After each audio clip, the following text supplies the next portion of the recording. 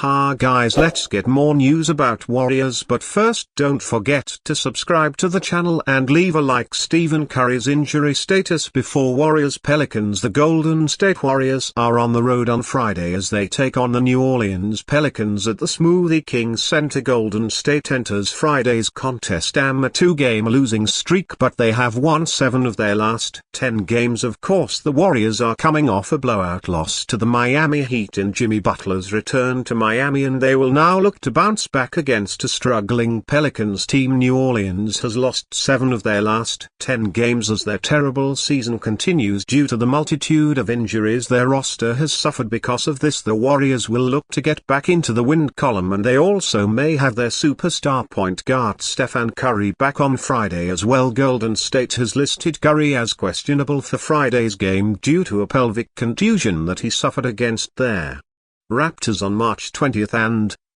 has kept him sidelined for their last 2 games. Despite this, head coach Steve Kerr is optimistic that Curry will return on Friday in New Orleans after he was able to go through practice on Thursday. Warriors practiced in New Orleans this afternoon. Speaking afterward, head coach Steve Kerr said he remains optimistic Stephen Curry pelvic contusion will play Friday against the Pelicans. Looked really good, Kerr said, noting Curry will be questionable. This is a great sign for the Warriors as they have missed Curry's production while he has been sidelined, which has been a major reason for their last 2 losses. This also comes at a perfect time for the Warriors as Garrison too was ruled out indefinitely on Thursday after suffering a ligament tear in his left hand. Of course, Peyton too filled in for Curry in the starting lineup in Tuesday's loss to the Heat, so the Warriors are hopeful that Curry can return to give them more backcourt depth with Peyton too sidelined. If Curry is still sidelined in Friday's game, expect Buddy Hield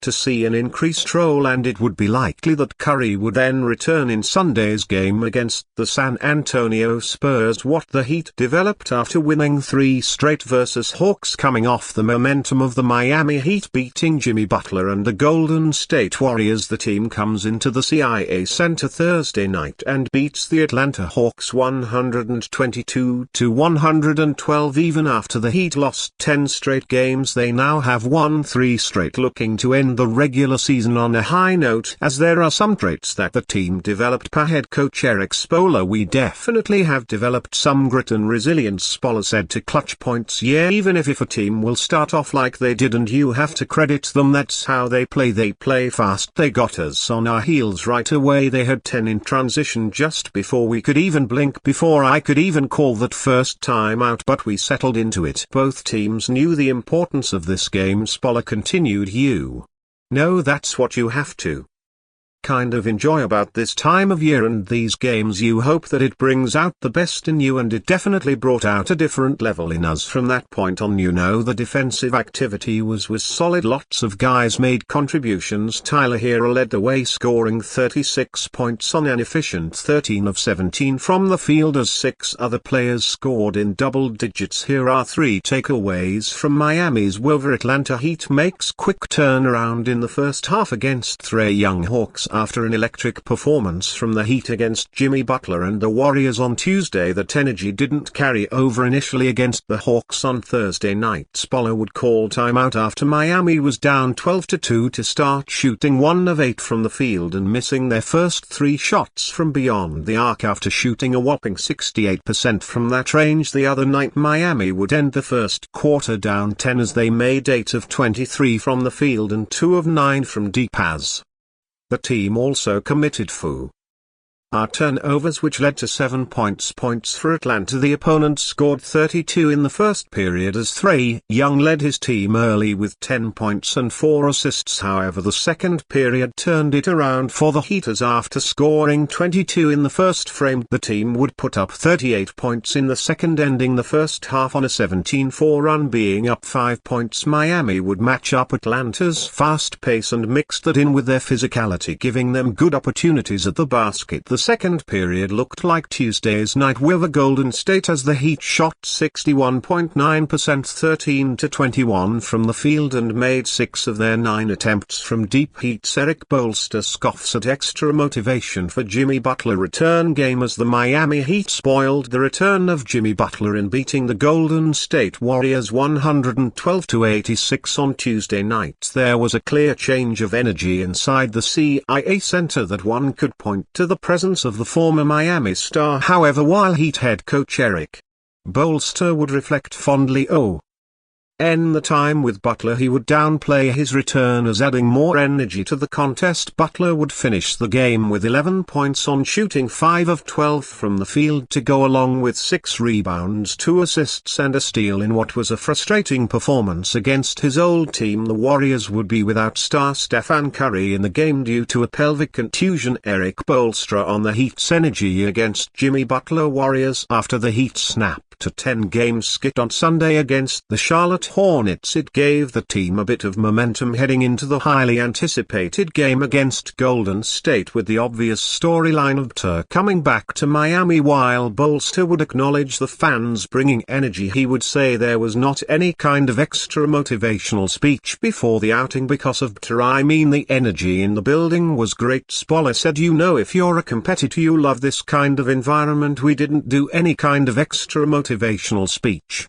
Leading up to this it was more about us just staying the course with our process. I didn't go person to person to ask him. We want to kind of just keep it steady right now, but defensively that's probably one of our more consistent efforts all the way through. But I'll tell you what, you take out the New York-Memphis games, we've been defending for 6 weeks pretty hard. That's been something our team has rallied around, defending and doing tough things. We're just continuing to get better defensively and we kind of had it all together." Spoelstra continued, "You know, tonight that's a big difference when Curry is not playing. There's no question about that. He creates an offense unto himself, a bunch of overreactions and all that stuff, but I'm just talking about the efforts, and look, we got guys out. Nobody cares. This league is unforgiving." So it was good to see that kind of inspiring efforts from multiple guys throughout the course of the game. Heat wasn't emotional but rather laser focused. Per Erik Spoelstra, the Heat would make a tribute video for